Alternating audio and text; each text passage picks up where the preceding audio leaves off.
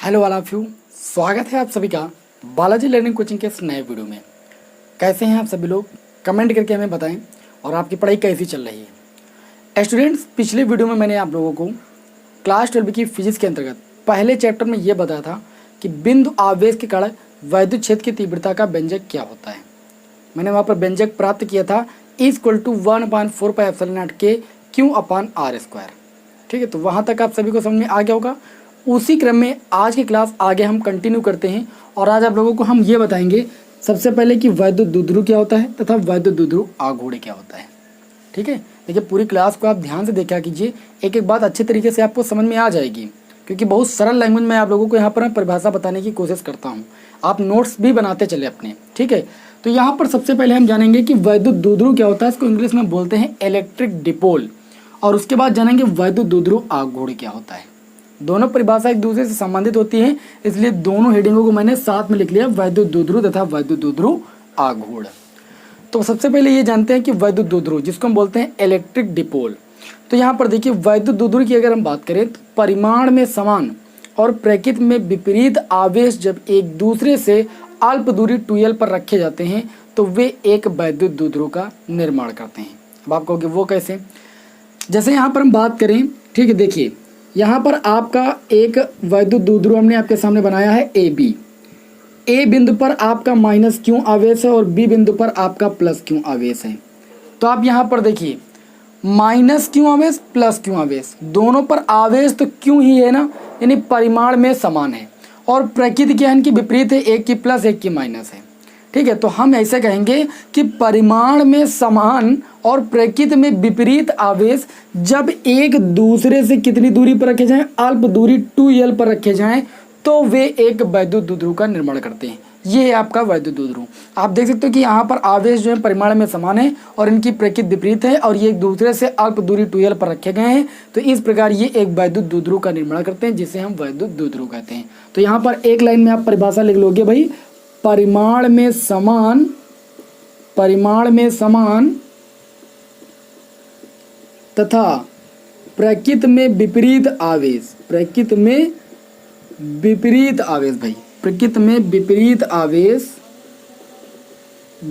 आवेश जब एक दूसरे से अल्प दूरी 2l, इस 2l दूरी को हम अल्प दूरी बोलते हैं, तो अल्प दूरी लिखिएगा, उसके बाद ब्रैकेट में आप लिख लीजिएगा 2l।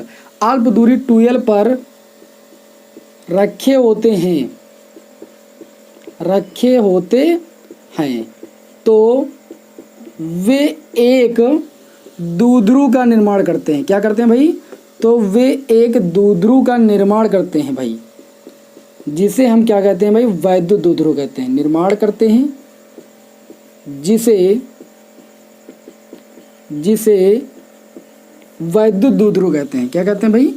वैद्युत द्विध्रुव कहते हैं। देखिए परिभाषा मैं आप लोगों को इसलिए लिखा देता हूँ जिससे आप लोगों जो है नोट्स बनाते चलें, जिसे हम भाई वैद्युत द्विध्रुव कहते हैं। वैद्युत द्विध्रुव के एग्जाम्पल की बात भी मैं करूँगा यहाँ पर अभी। ठीक है, तो वैद्युत द्विध्रुव के एग्जाम्पल की बात करें, जैसे यहाँ पर देखिएगा उदाहरण में आप लिख सकते हो HBr, HCl, H2O, CH4, ये आदि लगा के लिख लीजिएगा। ये आपके क्या है भाई? वैद्युत द्विध्रुव है। ठीक है, अब यहाँ पर बात हम ये करते हैं वैद्युत द्विध्रुव आघूर्ण की, इलेक्ट्रिक डिपोल मूवमेंट की। तो मैंने अभी आपको बताया कि परिमाण में समान प्रकृति में विपरीत आवेश जब एक दूसरे से अल्प दूरी 2l पर रखे होते हैं तो वे एक द्विध्रुव का निर्माण करते हैं, जिसे हम वैद्युत द्विध्रुव कहते हैं। वैद्युत द्विध्रुव आघूर्ण की बात करें तो वैद्युत द्विध्रुव आघूर्ण को यहाँ पर देखिए, वैद्युत द्विध्रुव, यहाँ पर इसकी परिभाषा हम लिखाएंगे नहीं, आप खुद समझ जाओगे। वैद्युत द्विध्रुव आघूर्ण को हम भाई P अक्षर से प्रदर्शित करते हैं। वैद्युत द्विध्रुव आघूर्ण क्या होता है? वैद्युत द्विध्रुव के दोनों आवेशों में से किसी एक आवेश के परिमाण और दोनों आवेशों के बीच की दूरी का जो गुणनफल होता है वो वैद्युत द्विध्रुव आघूर्ण कहलाता है। अभी आपको समझ में आ जाएगा। जो वैद्युत द्विध्रुव आघूर्ण P होता है वो इस वैद्युत द्विध्रुव के दोनों आवेशों में से किसी एक आवेश के परिमाण, क्योंकि वैद्युत द्विध्रुव में दोनों आवेशों का परिमाण तो सेम होता है, तो इन दोनों आवेशों में से किसी एक आवेश के परिमाण को मैंने ले लिया, ठीक है, और इनके बीच की जो दूरी है 2l, इसका जो गुणनफल होता है वो आपका वैद्युत द्विध्रुव आघूर्ण कहलाता है। ये चीज़ आप लिख सकते हो, लिख लेना, यहाँ पर जगह नहीं है, ठीक है, कि वैद्युत द्विध्रुव के दोनों आवेशों में से किसी एक आवेश के परिमाण और उनके बीच की दूरी 2l का जो गुणनफल होता है वो वैद्युत द्विध्रुव आघूर्ण कहलाता है। वैद्युत द्विध्रुव आघूर्ण को हम P अक्षर से प्रदर्शित करते हैं। P बराबर आपका होता है 2ql। देखिए क्यू का गुणा आप 2l से करोगे तो हो जाएगा 2ql, ठीक है, ये हो गया वैद्युत द्विध्रुव आघूर्ण। अब बात करें कि वैद्युत द्विध्रुव आघूर्ण कैसी राशि है, तो वैद्युत द्विध्रुव आघूर्ण एक सदिश राशि है। इसकी दिशा जो होती है वो माइनस आवेश से प्लस आवेश की ओर होती है, यानी ऋण आवेश से धन आवेश की ओर होती है। याद रखिएगा, वैद्युत द्विध्रुव आघूर्ण आपकी एक सदिश राशि है, इसकी दिशा माइनस आवेश से प्लस आवेश की ओर होती है, यानी ऋण आवेश से धन आवेश की ओर होती है, ठीक है। अब हम बात करेंगे यहाँ पर वैद्युत द्विध्रुव आघूर्ण के मात्रक की और बीमा की। तो यहाँ पर आप हेडिंग लगा लोगे भाई मात्रक, तो मात्रक निकालना बहुत आसान है। देखिए 2 आपकी एक अचर संख्या, इसका कोई मात्रक नहीं होता है। आवेश का मात्रक क्या होता है भाई, कूलाम होता है। और यहाँ पर L आपकी दूरी है, दूरी का मात्रक मीटर होता है, तो इसकी जो मात्रक हो जाएगा वो कूलाम मीटर हो जाएगा। इसकी अगर विमा की बात करें तो विमा भी आप निकाल सकते हो। मैंने आवेश की विमा बताई है भाई 80, और मीटर की विमा सभी को पता है L होती है, तो इसकी विमा हो जाएगी ATL, ठीक है। तो इसका स्क्रीनशॉट आप ले लीजिए तुरंत। और इसके बाद मैं आपको ये बताता हूँ कि वैद्युत द्विध्रुव के कारण, ठीक है, किसी बिंदु पर वैद्युत क्षेत्र की तीव्रता कैसे निकाली जाती है। वैद्युत द्विध्रुव के कारण पिछले वीडियो में मैंने आप लोगों को बिंदु आवेश के कारण वैद्युत क्षेत्र की तीव्रता निकालना बताया था। तो यहाँ पर हम सीखेंगे कि वैद्युत द्विध्रुव के कारण किसी बिंदु पर वैद्युत क्षेत्र की तीव्रता का व्यंजक प्राप्त करना दो स्थितियों में। एक स्थिति है आपकी अच्छी स्थिति और एक है आपकी निरक्षीय स्थिति, ठीक है। तो चलिए जल्दी से इसका स्क्रीनशॉट ले लीजिए आप, ठीक है, आपको नोट्स बनाने हैं और इसको यहाँ पर हम रफ कर रहे हैं।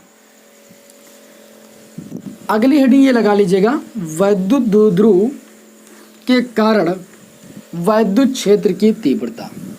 अगली हेडिंग हमारी रहेगी वैद्युत द्विध्रुव के कारण। ये देखिए निगमन है, डेरिवेशन है, और ये दोनों डेरिवेशन बहुत ज़्यादा इंपॉर्टेंट है आपके बोर्ड एग्जाम में, ठीक है। तो एक डेरिवेशन अक्सर पूछ लिया जाता है। तो वैद्युत द्विध्रुव के कारण, किसके कारण भाई, वैद्युत द्विध्रुव के कारण, वैद्युत द्विध्रुव के कारण वैद्युत क्षेत्र की तीव्रता, वैद्युत क्षेत्र की तीव्रता। तो वैद्युत द्विध्रुव के कारण वैद्युत क्षेत्र की तीव्रता, इसकी दो स्थितियां होती हैं। पहली स्थिति आपकी होती है अच्छी स्थिति में, अच्छी स्थिति में,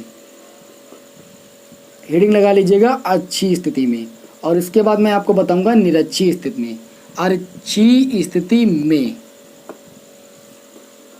सबसे पहले हम वैद्युत द्विध्रुव के कारण अच्छी स्थिति में किसी बिंदु पर वैद्युत क्षेत्र की तीव्रता का निगमन करेंगे। यहाँ पर देखिए कैसे करेंगे, ठीक है।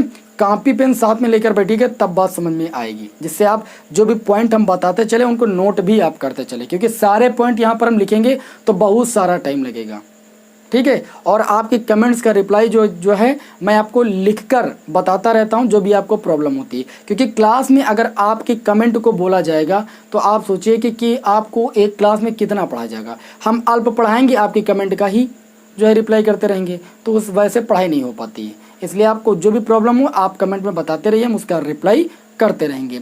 यहाँ पर देखिए अच्छी स्थिति में वैद्युत क्षेत्र की तीव्रता का व्यंजक प्राप्त करने के लिए सबसे पहले आपको एक वैद्युत द्विध्रुव बनाना है। वैद्युत द्विध्रुव कैसे बनता है भाई, परिमाण में समान और प्रकृति में विपरीत आवेश जब एक दूसरे से अल्प दूरी 2l पर रखे होते हैं। तो मैंने एक वैद्युत द्विध्रुव AB लिया है, एक वैद्युत द्विध्रुव AB लिया है, और मैं मानता हूं कि जो ये आपका वैद्युत द्विध्रुव AB है वो एक ऐसे माध्यम में स्थित है जिसका परावैद्युतांक K है। तो सबसे पहले आपको लिखना है कि माना एक वैद्युत द्विध्रुव AB किसी ऐसे माध्यम में स्थित है जिसका परावैद्युतांक K है। यहाँ पर मैं लैंग्वेज नहीं लिखूंगा। और इस द्विध्रुव के जो आवेश हैं वो क्रमशः -q और +q हैं। इन दोनों आवेशों के जो बीच की दूरी है वो आपकी कितनी है, 2l है।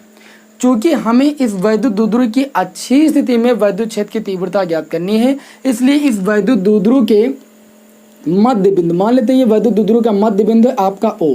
इस वैद्युत द्विध्रुव के मध्य बिंदु O से इस द्विध्रुव के अनुदिश यानी अनुदिश दिशा में हम क्या करते हैं, r दूरी पर। पहले ध्यान दीजिएगा, ये टोटल दूरी आपकी कितनी है, दोनों आवेशों के बीच की दूरी 2l है। तो अगर ये मध्य बिंदु O है तो ये दूरी आपकी l हो जाएगी, यहाँ से लेकर A से लेकर O तक, और O से लेकर B तक की दूरी भी आपकी l हो जाएगी। तभी तो कुल दूरी आपकी कितनी होगी, 2l होगी। तो हम क्या करेंगे, अच्छी स्थिति में वैद्युत क्षेत्र की तीव्रता ज्ञात करने के लिए इस द्विध्रुव के मध्य बिंदु O से r मीटर की दूरी पर, कितनी दूरी पर भाई, r मीटर की दूरी पर, देखिए वैद्युत द्विध्रुव की अनुदिश यानी अच्छी स्थिति में r मीटर की दूरी पर एक बिंदु हम P लेते हैं, जहां पर हमें क्या करना है, जो है वैद्युत क्षेत्र की तीव्रता निकालनी है, यानी परिणामी वैद्युत क्षेत्र की तीव्रता हमें इस बिंदु P पर निकालनी है। अब देखिए यहाँ पर देखिए आपको बताया कि जो मध्य बिंदु O है, O से r मीटर की दूरी पर एक बिंदु P है, जहां पर हमें परिणामी तीव्रता ज्ञात करनी है। अब यहाँ पर हम लिखेंगे कि हम मान लेते हैं कि जो प्लस क्यू आवेश के कारण बिंदु P पर वैद्युत क्षेत्र की तीव्रता है वो आपकी E1 है, और माइनस क्यू आवेश के कारण जो वैद्युत क्षेत्र की तीव्रता है वो आपकी E2 है। तो यहाँ पर अब हम लिखेंगे, पहले वाली लैंग्वेज आप लिख लीजिएगा, माना प्लस क्यू आवेश प्लस क्यू व माइनस क्यू, साथ में लिख लेते हैं, प्लस क्यू व माइनस क्यू आवेश के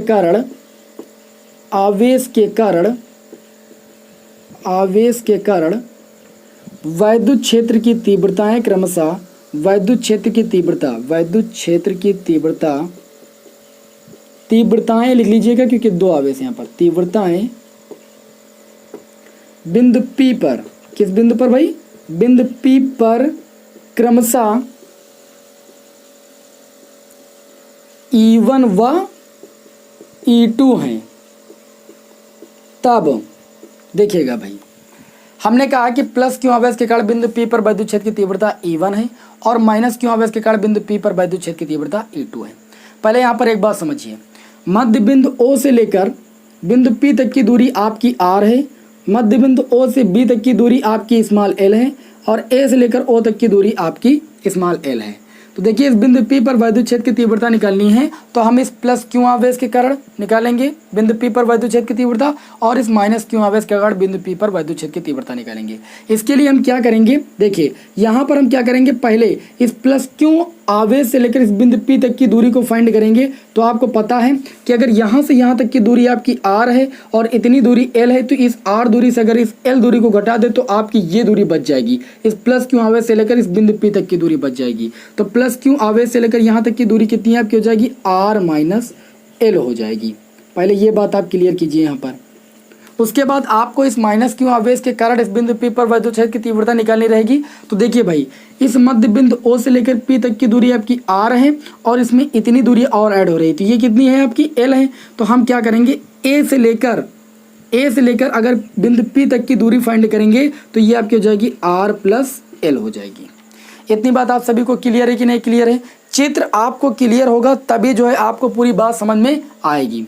अब ध्यान दीजिएगा, मैं आपको बता दूं कि जो वैद्युत क्षेत्र की तीव्रता होती है उसकी दिशा हमेशा प्लस से माइनस की ओर होती है। किधर से होती है? प्लस से माइनस की ओर होती है। और वैद्युत द्विध्रुव की दिशा माइनस से प्लस की ओर होती है।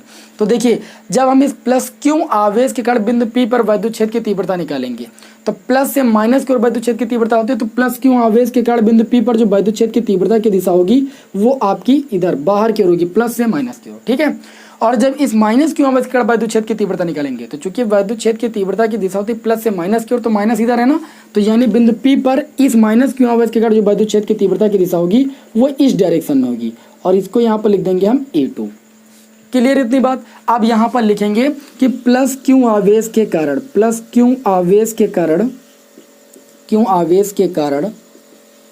बिंदु P पर वैद्युत क्षेत्र की तीव्रता, किसकी भाई? वैद्युत क्षेत्र की तीव्रता प्लस क्यू आवेश के कारण बिंदु P पर वैद्युत क्षेत्र की तीव्रता, मैंने बताया कि प्लस क्यू आवेश के कारण वैद्युत क्षेत्र की तीव्रता कितनी? E1। तो E1 इक्वल टू आपका हो जाएगा, आप सभी को पता है कि बिंदु आवेश के कारण वैद्युत क्षेत्र की तीव्रता मैंने पिछले वीडियो में आपको बताया है कितनी होती है भाई? 1/4πε0 K, यदि माध्यम का परावैद्युतांक K हो। तो मैंने पहले ही आपको बता दिया कि ये जो वैद्युत द्विध्रुव है ये K परावैद्युतांक वाले माध्यम में स्थित है। तो यहाँ पर लिखेंगे 1/4πε0 K, और उसके बाद क्या होता है? Q/R उस आवेश से उस बिंदु तक की दूरी जहां पर हमें वैद्युत क्षेत्र की तीव्रता निकालनी है। तो प्लस क्यू आवेश के कारण निकालें, तो प्लस क्यू आवेश से इस बिंदु पी तक की दूरी कितनी, आर माइनस एल। तो ये आपका हो जाएगा क्यू अपान में कितना, आर माइनस एल। दूरी का स्क्वायर होता है तो आप स्क्वायर कर दीजिए। इसको आप मान लीजिए समीकरण 1। उसके बाद तथा माइनस क्यू आवेश के कारण, माइनस क्यू आवेश के कारण आप पूरी लाइन लिख लेना, माइनस क्यू आवेश के कारण बिंदु पी पर वैद्युत क्षेत्र की तीव्रता। ठीक है, तो माइनस क्यू आवेश के कारण वैद्युत क्षेत्र की तीव्रता आपने E2 मानी, तो E2 इक्वल टू आपका हो जाएगा 1/4 पाई एप्सिलॉन नॉट के आवेश क्यू अपान में इस माइनस क्यू से बिंदु पी तक की दूरी कितनी है आपकी, आर प्लस एल। तो यहाँ पर आप लिख दोगे आर प्लस एल, चूंकि बिंदु आवेश के कारण वैद्युत क्षेत्र की तीव्रता में होता है 1/4 pi epsilon not q upon r square. तो दूरी का स्क्वायर होता है तो आर प्लस एल का स्क्वायर कर देंगे। इसको हम समीकरण मान लेंगे 2। इतनी बात आप सभी को समझ में आ गई होगी। अब इससे सरल लैंग्वेज में आपको नहीं समझा जा सकता है।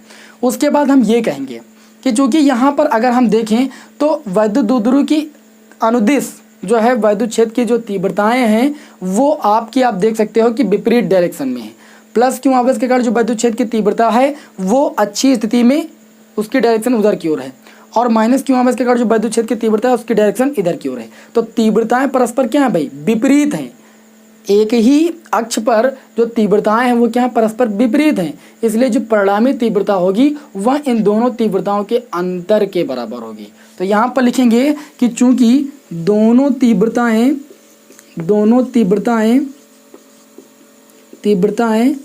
परस्पर विपरीत हैं, क्या है भाई, परस्पर विपरीत हैं,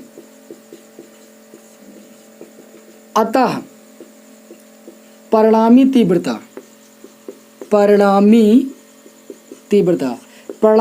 क्या होगी, इन दोनों तीव्रताओं के अंतर के बराबर होगी। तो देखिए भाई अंतर के दो बराबर होगी, लेकिन ये तो पता हो कि जो इन दोनों तीव्रताओं में जो तीव्रता है इसमें कौन सी तीव्रता सबसे बड़ी है। तो आप सभी को पता है कि जिस संख्या के हर का मान छोटा होता है वह संख्या क्या होती है, बड़ी होती है। तो देखिए भाई इसमें r माइनस एल है यानी दूरी कम है, इसमें r प्लस एल है यानी दूरी ज़्यादा है। तो इसमें हर का मान हो गया बड़ा, इसमें हर का मान हो गया कम। इसका मतलब E1 का मान क्या होगा भाई, ज़्यादा होगा, और E2 का मान क्या होगा भाई, कम होगा। तो हम E1 से E2 को माइनस करेंगे, ठीक है, यानी परिणामी तीव्रता जो जाएगी वो E1 माइनस E2 के बराबर होगी। क्यों बराबर होगी, क्योंकि भाई आप देख रहे हो कि दोनों की डायरेक्शन विपरीत है, इसलिए जो परिणामी तीव्रता होगी वो इनके अंतर के बराबर होगी। चूंकि E1 का मान E2 से बड़ा है, यहाँ पर लिख सकते हो चूंकि E1 का मान जो है वो बड़ा है E2 से, इसलिए जो परिणामी तीव्रता होगी वो E1 माइनस E2 के बराबर होगी। अब इस E1 का मान उठा के यहाँ से रख दीजिए और E2 का मान उठा के यहाँ से रख दीजिए। चलिए इसको आगे सॉल्व करते हैं भाई। अब एक काम कीजिए, आप इस फिगर को आप बना लीजिए। अब इस फिगर का काम खत्म हो रहा है, इसको यहाँ पर हम रफ करेंगे, ठीक है, जिससे आप लोग जो है अच्छे तरीके से समझ पाएँ, क्योंकि जगह कम होगी तो फिर मज़ा नहीं आएगा। तो चलिए यहाँ पर देखते हैं। अब यहाँ पर परिणामी तीव्रता हम निकालेंगे तो E इक्वल टू हमने बताया E1 माइनस E2। तो E इक्वल टू E1 की वैल्यू कितनी है आप देखिए यहाँ पर 1/4 पाई एप्सिलॉन नॉट के भी है भाई साथ में, और Q अपान में R माइनस एल का होल स्क्वायर, माइनस E2 की वैल्यू है 1/4 पाई एप्सिलॉन नॉट के Q अपान में R माइनस एल का होल स्क्वायर। इतना करने के बाद अब देखेंगे इन दोनों में कॉमन हमें मिल जाएगा 1/4 पाई एप्सिलॉन नॉट के, और Q भी कॉमन मिल जाएगा, ब्रैकेट में बचेगा 1/R माइनस एल का होल स्क्वायर माइनस 1/R बचेगा R प्लस एल का होल स्क्वायर। क्लियर इतनी बात। अब क्या करेंगे, ये आपका हो जाएगा E equal to 1/4 pi epsilon not k, और ये Q हो जाएगा, इसको इससे मल्टीप्लाई करेंगे तो R प्लस एल का होल स्क्वायर हो जाएगा। होल स्क्वायर ओपन कर देते हैं इसी वक्त, A square plus B square plus का 2ab minus R minus L के होल स्क्वायर का मल्टीप्लाई 1 से करेंगे और इसका होल स्क्वायर ओपन कर देंगे R स्क्वायर, ठीक है, प्लस का एल स्क्वायर और माइनस का 2RL। चूंकि बाहर माइनस लगा तो प्लस वाला चिन्ह ये आपका माइनस हो जाएगा, माइनस वाला चिन्ह आपका प्लस हो जाएगा। इतना कैलकुलेशन आपको कर लेना है। और बटे में देखिए a माइनस बी एक ब्रैकेट में a प्लस बी एक ब्रैकेट में, इसका सूत्र होता है a square minus b square, यानी हो जाएगा R square minus l square. चूँकि होल स्क्वायर लगा तो आप होल स्क्वायर लगा दीजिए। ये आपका हो जाएगा E equal to 1/4 pi epsilon not k, और ये हो जाएगा Q अपान, देखिए यहाँ पर माइनस का R स्क्वायर प्लस का R स्क्वायर प्लस का एल स्क्वायर माइनस का एल स्क्वायर, 2RL कितना हो जाएगा 4RL, तो यहाँ पे लिखेंगे 4RL अपान में हो जाएगा R² माइनस L² का होल स्क्वायर। यहाँ पर आगे देखिए वो हो जाएगा 1/4 पाई एप्सिलॉन नॉट K।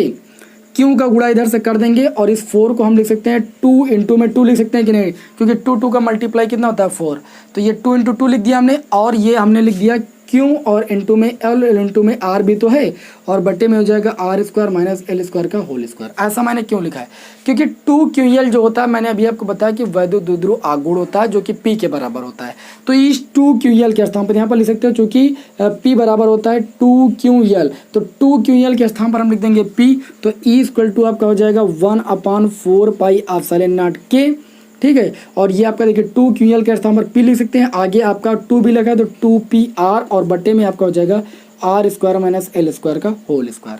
आप अगर यहाँ पर एक बात बोल दें कि जो R और L ये दोनों दूरियां हैं, अगर L का मान क्या हो जाए, बहुत कम हो जाए R की तुलना में, वैसे भी आपको चित्र के माध्यम से अगर आप देखोगे तो L छोटा नजर आएगा, R आपको ज़्यादा नजर आएगा, तो यहाँ पर लिखेंगे कि यदि L का मान बहुत छोटा हो जाए R की तुलना में, तो हम क्या करेंगे, L को जो है छोड़ देंगे और R को यहाँ पर केवल रखेंगे, तो जो E बराबर आपको मिल जाएगा वो मिल जाएगा 1/4 pi epsilon naught K Q upon में, देखिए L² को हम छोड़ देंगे, नेग्लेक्ट कर देंगे, क्यों, क्योंकि ये R की तुलना में बहुत छोटी दूरी है, तो ये आपका हो जाएगा R² और इसको मैंने छोड़ दिया, और R का होल यहाँ पर होल स्क्वायर लगा, तो ये हो जाएगा R का स्क्वायर का स्क्वायर भाई, R² का स्क्वायर, यानी यहाँ पर R की पावर 4 हो जाएगा।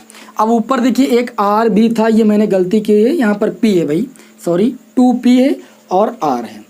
अब देखिए R² का गुणा होगा, R² का गुणा 2 से होगा तो कितना हो जाएगा आपका R की पावर 4 हो जाएगा, और एक R से एक R कैंसिल हो जाएगा, तो यहाँ से E= आपको मिल जाएगा 1/4 पाई एप्सिलॉन नॉट K, ऊपर हो जाएगा 2P और बटे में हो जाएगा R³, ठीक है।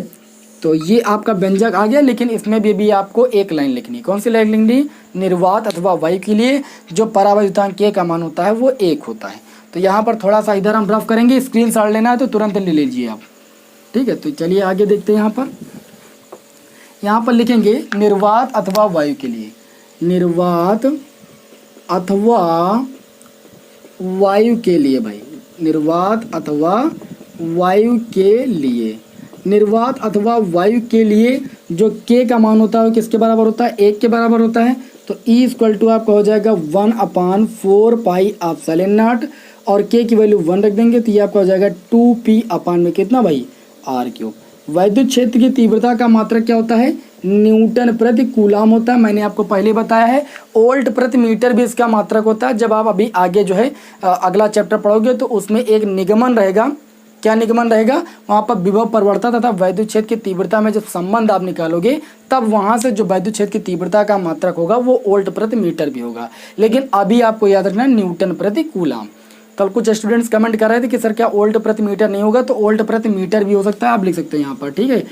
वैद्युत क्षेत्र की तीव्रता का मात्रक वोल्ट प्रति मीटर होता है, लेकिन वो आगे जब चैप्टर में आप विभव प्रवणता तथा वैद्युत क्षेत्र की तीव्रता में संबंध पढ़ोगे तब निकाल पाओगे, ठीक है। तो आज की क्लास थोड़ा सा छोटी रहेगी, ठीक है। इसमें मैंने आपको ये निगमन बताया है, वैद्युत द्विध्रुव के बारे में बताया, वैद्युत द्विध्रुव आगुण के बारे में बताया है। यदि आप पिछली क्लासों को नहीं देखें तो पहले पिछली क्लासों को देख लीजिए। अभी 2 क्लासें हमने ली हैं, अभी आपकी ज़्यादा क्लासें नहीं छूटी हैं। जब आप क्रम वाइज पढ़ोगे तो आपकी जो स्टडी है वो बहुत अच्छी चलेगी। अगर आप छोड़ के क्लासें करोगे तो आपकी स्टडी अच्छी तरीके से नहीं चल पाएगी, आपको जो हम समझाएंगे वो समझ में नहीं आएगा। आज की ये छोटी सी क्लास आपको कैसी लगी हमें कमेंट बॉक्स में ज़रूर बताइए। नेक्स्ट क्लास में मैं आप लोगों को क्या बताऊंगा, इसकी दूसरी स्थिति वैद्युत द्विध्रुव के कारण वैद्युत क्षेत्र की तीव्रता यानी निरक्षीय स्थिति में वैद्युत क्षेत्र की तीव्रता का व्यंजक ज्ञात करना बताऊंगा, ठीक है। उसके बाद ये चैप्टर खत्म हो जाएगा आपकी कुमार मित्तल बुक से, और कुमार मित्तल बुक में जो दूसरा चैप्टर है वो आपका है गॉस की प्रमेय, उसको हम पढ़ाएंगे और आपको न्यूमेरिकल बताएंगे, ऐसा नहीं कि न्यूमेरिकल नहीं बताएंगे, ठीक है। तो चलिए फिर मिलते हैं आपको नेक्स्ट क्लास में। जय हिंद, जय भारत।